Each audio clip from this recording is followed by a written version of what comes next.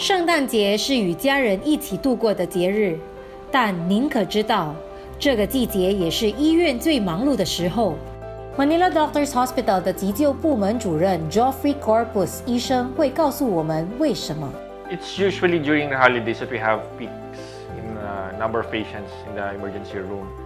We usually classify them into trauma patients, medical patients, and even obstetrical patients. We have patients who are pregnant during the holiday season.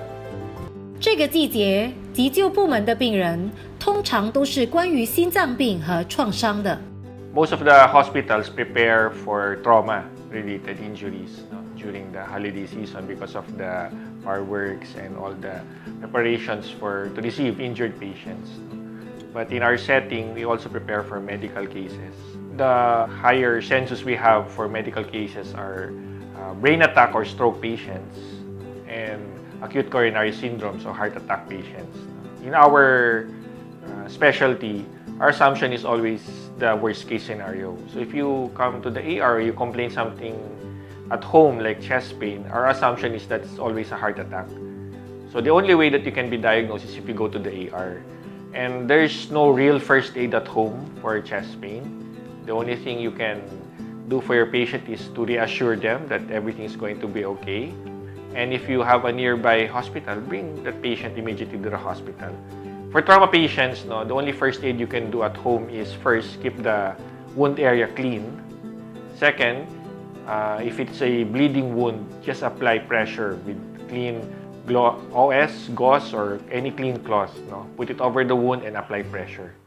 大家在圣诞节都非常的开心。Corpus 医生建议我们还是要注意身体。The things that we advise our patient is if they have to go to parties, not to go to every party. If you can skip one, skip two parties, space them out once a week, not every day. And if you have to go to all the parties, don't mix alcohol, or fatty foods. So the only advice we can tell you is not to eat too much, because that's the only thing that can prevent having your sugar shoot up, blood pressure shoot up. 若您有医疗紧急状况，可以随时来 Manila Doctors Hospital 的医疗团队会马上为您服务。We're always prepared for the holiday season.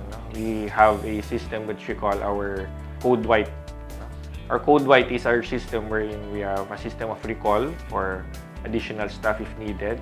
And while we're waiting for additional help, the whole hospital reacts. For most medical cases, even for trauma cases and even for obstetrical cases, Manila Doctors Hospital is always prepared to receive patients.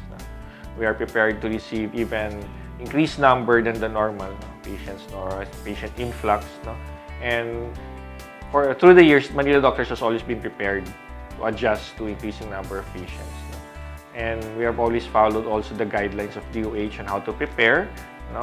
And the facilities we have will be operational when needed. So if you come to the emergency room for a consult on a holiday, it will not be a holiday for us.